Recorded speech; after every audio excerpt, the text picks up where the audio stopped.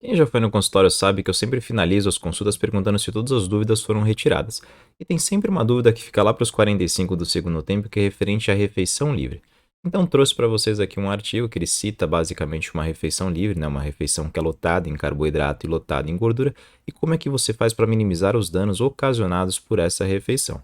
Lembrando que, como referência, vou utilizar esse artigo aqui da Daniela Seixas e outro grupo de autores, e basicamente aqui eu vou mostrar uma visão superficial, que eu vou narrando basicamente a introdução, metodologia e depois o resultado do estudo. Então, como introdução, eles mostraram que o consumo frequente, né, então seria mais uma questão de hábito de alimentos repletos de gordura e de carboidratos, ou seja, vamos imaginar um fast food com refrigerante, por exemplo, é capaz de ter uma produção constante de citocinas inflamatórias ocasionadas por essa refeição, e essas citocinas inflamatórias constantes podem aumentar a suscetibilidade de desenvolvimento de algumas doenças, como diabetes tipo 2, doença cardiovascular, elevação de colesterol, pressão alta e também ocasionar a obesidade, né? Então rema para aquela coisa que a gente conhece como síndrome metabólica. Mas também foi mostrado que não apenas o hábito alimentar é capaz de causar essa citocina inflamatória, só uma alimentação singular de uma refeição repleta de glicose, ou seja, 75 gramas de glicose, ou seja, bastante açúcar nessa refeição, ou só um café da manhã lotadaço de gordura, já é capaz também de aumentar a produção de citocinas inflamatórias e estresse oxidativo, então podendo então não trazer tantos benefícios assim um consumo isolado dessas refeições, certinho? Que é feito a metodologia desse artigo?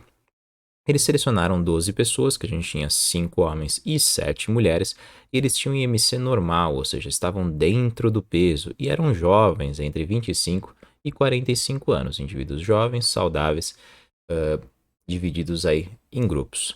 E como é que foi fornecido para eles? Fizeram lá uma sessão de preparo, né, nos dias anteriores, e na manhã seguinte eles tinham que consumir um croissant repleto de manteiga e queijo e como sobremesa um waffle de chocolate. É uma refeição bem parecida quando a gente faz uma refeição livre ou vai fazer um café numa padaria, né? Algo diferente para final de semana.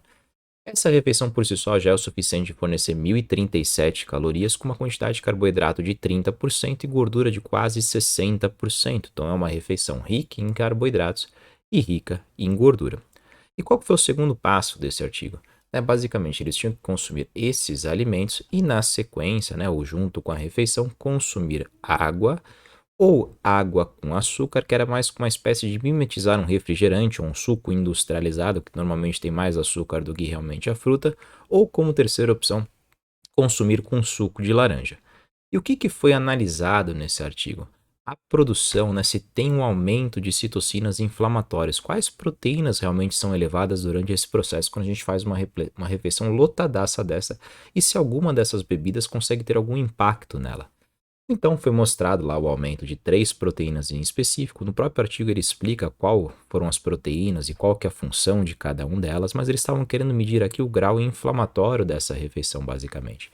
E quando foi feito com o consumo de água, teve sim um aumento de produção de citocinas inflamatórias ocasionadas por aquela refeição lotada de carboidrato e de gordura, mas não teve uma ativação do sistema imunológico de uma maneira completa. Então, teve uma produção, mas não tão intensa. Diferente de quando foi consumido com água e açúcar, ou um refrigerante, podemos assim dizer, que além de ter um pico maior de glicemia, um pico maior de produção de insulina para compensar aquele pico de glicemia, teve a produção de citocinas inflamatórias e ainda a ativação do sistema imunológico numa cascata que induz ainda mais a produção de citocinas inflamatórias.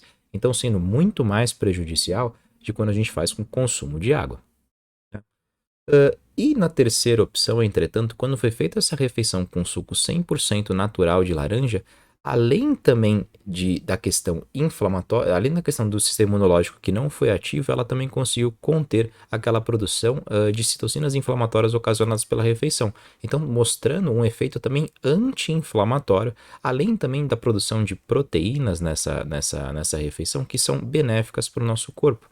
Então, basicamente, aqui a razão deles mostrarem esses benefícios do consumo de suco de laranja é pela presença de fitoquímicos específicos que tem nele, então poderia sim ser uma boa estratégia quando a gente quer fazer uma refeição livre, na sequência ou junto com essa refeição, você consumir um suco de laranja para conseguir neutralizar uma parte dessa inflamação que poderia induzir um estresse oxidativo e a longo prazo poderia trazer alguns malefícios para a nossa saúde. Lembrando que isso aqui não vai fazer você não incorporar tanta gordura, ou não causar tanta retenção, ou não aumentar o seu peso. Na verdade, pensando em peso, você poderia até dizer que quando você inclui o suco de laranja, você está fornecendo mais caloria, então poderia estar ajudando a maior ganho de peso. Mas está pensando mais na parte da saúde, né? Do controle da inflamação, que realmente é o que traz de malefício quando você faz uma refeição livre, tá bom? Espero que vocês tenham gostado. É bem simples, mas eu achei bem informativo. Até a próxima.